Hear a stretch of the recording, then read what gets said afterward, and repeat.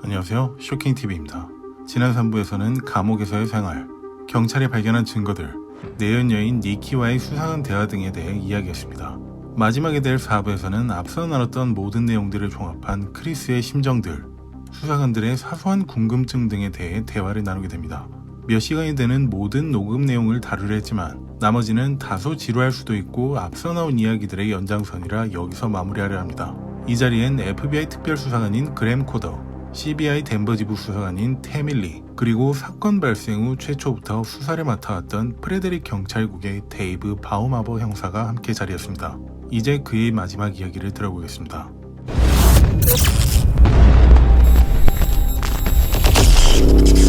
What does that mean?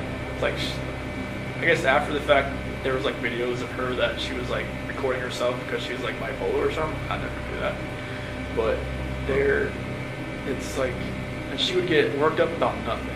She would just like, she came to my house once because I think it was like July 4th.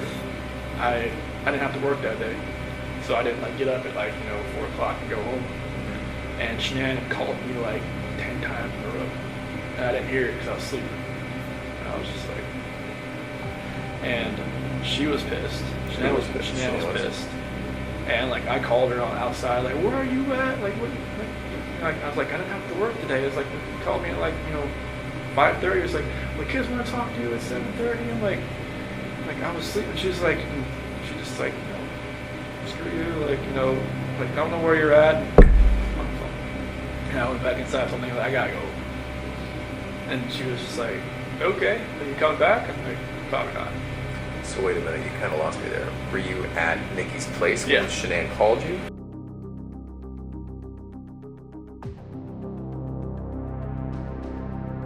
Yeah. Okay, and so you were sleeping in her bed. Yeah, because I wasn't going to work that day because I gotcha. I didn't have to that day. Okay. The first holiday I ever had off, and Shanann was pissed, and kind of pissed Nikki off too that I left. But I think that's when I called Nikki later, and she was like, she kind of realized that she'd always be like the second. She said second fiddle. Sure. And because that's how I probably would come back that day. Just I don't want to be anywhere else when Shanann calls. She was already pissed, so it was stuff like that where she would go. She said she would go on like websites and look at like, will a relationship work with somebody? Like, will a mistress work? Will a mistress turn into a relationship? That's what Nikki was looking at? Yeah. She would tell you that, or you She heard told that? me that. Okay. Yeah, she said that she would go on websites and look at stuff like that. I was like, why do you even look at stuff like that? She's like, I just want to see what other people have experienced. But like, so that confuses me though, because I thought earlier you were saying she thought you were heading toward a divorce. So why was she looking at herself as a mistress? This was later on. Oh. Like, okay. In August, like Okay. the first week of August, when I told her, like, I hadn't had that talk with her about separation. Uh-huh. That's when, like, she started looking at, like, apartments and stuff. But, like, during our July relationship type thing there. Oh, I see. That's when she was looking up, like, will it actually work? She told her friend Brittany about it, I guess, and Brittany told her not to do it, but she said she'd already made her decision. Okay. And so, are those people absolutely wrong about Nikki? She wasn't asking you to get rid of your family? No. Are you sure? Yeah. Okay. And no part of any of this was because she put it in your head or asked you to, or No, she never. I mean, this whole relationship contributed to it. Sure. But she didn't want me to. I mean, was it ever like, I wish you didn't have kids, I want to have, you know, kids of my own with you, like... She never knew if she wanted to have kids, but she said that, you know, at one point she said, I'd like to give you a son. Did she know that Shanann was pregnant with a boy? No. Did she know Shanann was pregnant? No. And why is that? You just didn't tell her? I didn't tell her. Like, because we had met. But Shanann put that on Facebook. That's Like, how did she not see that? I don't know. Maybe she did. She just was waiting for me to tell her, or she put it out of her head. 실제로 포렌식 분석팀은 니키의 휴대폰에서 셰넌의 임신 사실을 알리는 포스트를 확인한 것으로 밝혀졌습니다. 알고 있었는데도 감춘 이유, 그건 무엇 때문이었을까요?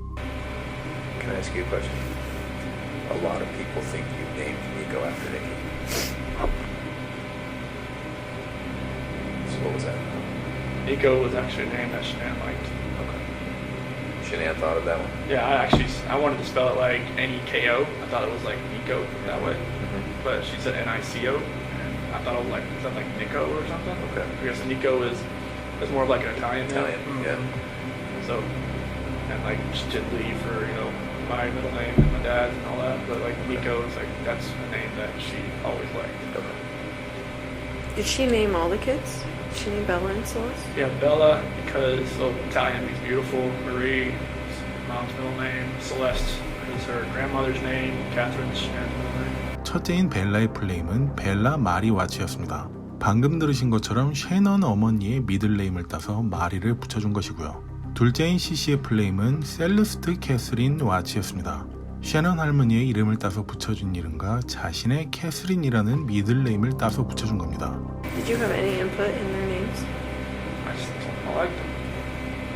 I was like, if we had a third child, you know, maybe we could have like Lee in the middle name, but you know, I knew like the girls' names. It was, you know, I love those names, so I was like, that's cool. Especially like with the, you know, you have little nicknames for them, you know, like Belle and Belladine and Cece, obviously. So it was good, but yeah, Nico was, yeah, it was okay. Can we go back to the house on the 13th? So, at one point, right when you got back there, Coonrod was there, Officer Coonrod, and Nicole was there. And then you went in the house in there for about a minute or so before you let everybody in. Remember what you were doing in there at that time? Scott, how you doing? How's it going? So this was the only vehicle she would have? Only one that, yeah. She would drive? Okay.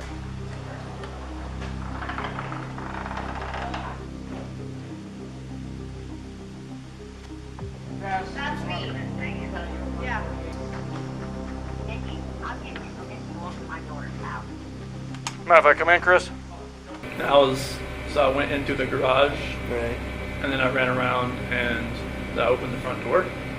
Yeah. Opened the front door did everybody come in through the garage or the front door? Everybody comes through the front door. Yeah, so I came in, I went in through there, I came in, opened the front door, and I ran upstairs. And I just was like, I was looking around. Okay. That's after everybody? Did you go around the house at all before you opened the front door? No, I didn't run around the house. I stayed down on the bottom, on the bottom floor, and then went and opened the door. Yeah. Okay. Just curious. And I ran upstairs and everybody else, and that's when Nicole's son found the phone, and I was going from acting like I was walking through the house. Shanann had her bra on. Was that normal that she would sleep in her bra? Every once in a while. I mean, she just got home from the plane, so she didn't even take off her makeup or anything. Maybe she was just that tired. But normally, I don't know. Did it not come off when you guys had sex? I don't think so. Sometimes she just, you know, she just keeps her shirt on and she doesn't want me to do anything. Just like, she wants what she wants. You know, what she wanted, that's what she wanted. Was it just missionary sex? Yep. And when her final resting place, was that just naturally what she was wearing? You didn't change her or anything like that? Okay.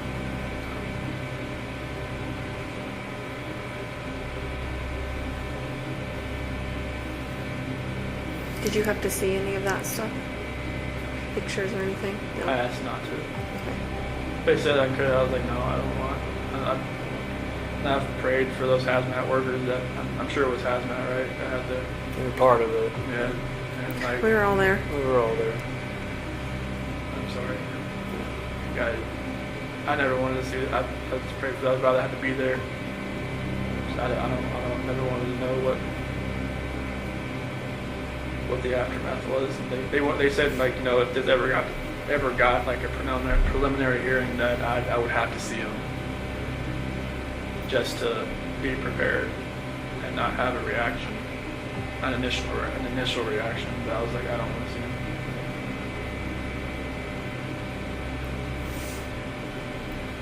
Do you feel like your lawyers were fair to you?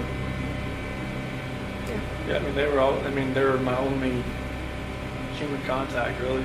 Yeah. So they're kind of like, almost like a guidance counselor, almost.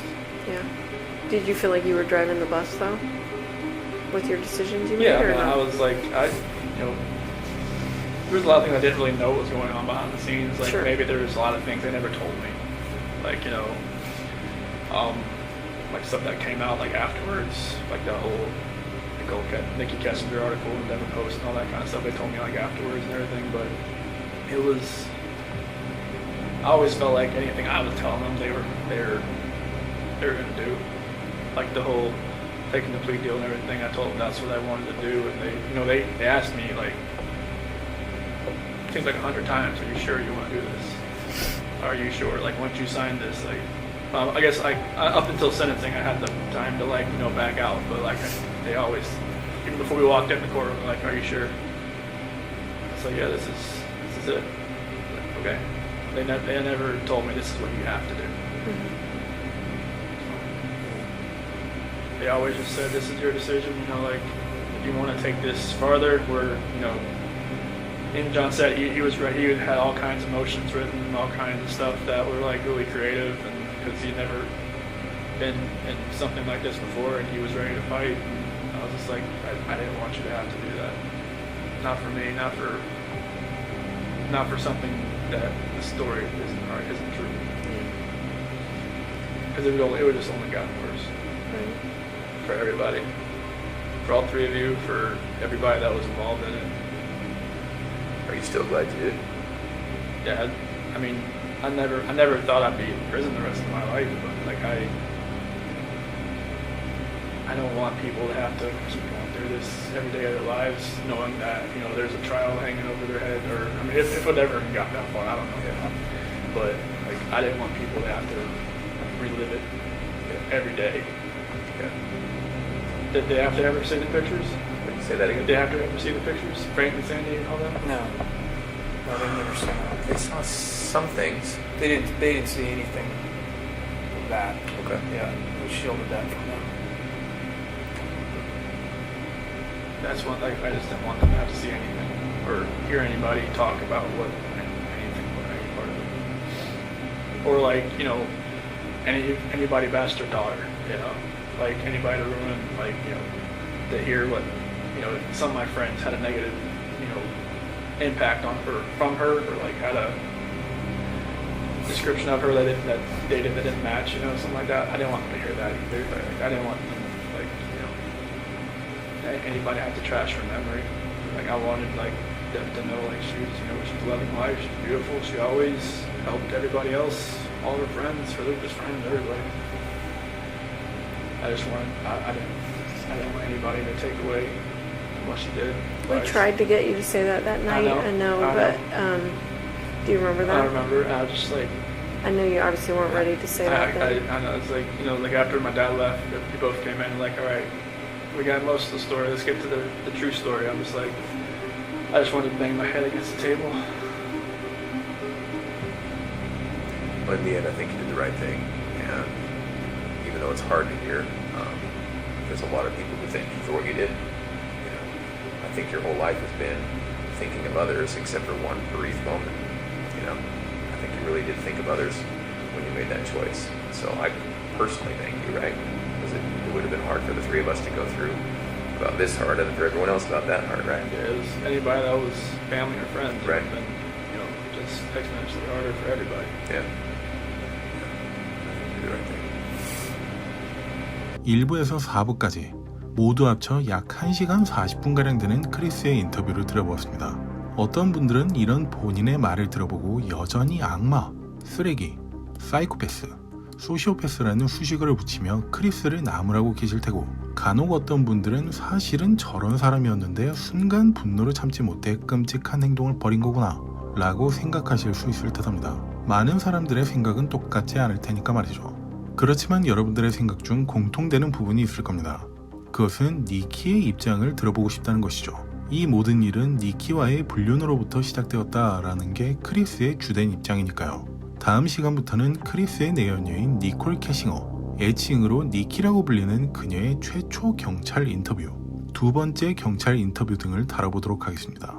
그리고 본 인터뷰 영상들은 사건 관련된 진술 및 증언들이므로 되도록이면 의역을 하지 않고 직역으로 하려다 보니 자막의 길이가 상당히 길어질 수밖에 없는 듯합니다.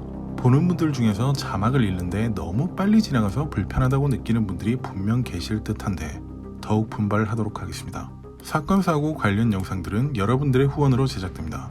많은 사랑 감사드리며 저는 다음에 다시 인사드리겠습니다. 저는 쇼킹TV 통순이었습니다. 안녕히 계세요.